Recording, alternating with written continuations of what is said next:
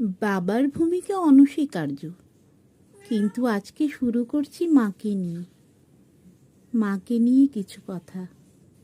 মাকে আমরা ব্যাংক বলতে পারি, যেখানে আমরা আমাদের সব সুখ দুঃখ কষ্ট জমা রাখতে পারি এবং এর বিনিময়ে পাই অফুরন্ত ভালোবাসা, মায়া।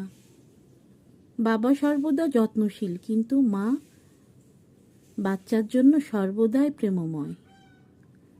মায়ের কোল শিশুর জন্য এতটা নিরাপদ যেখানে শিশু নিশ্চিন্তে ঘুমাতে পারে।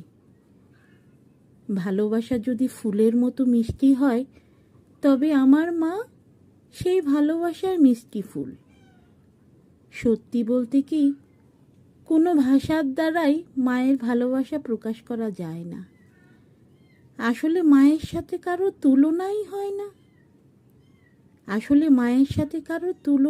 হয় না। পৃথিবীতে এমন কিছু হয় না যা মাতৃত্বের থেকেও মূল্যবান।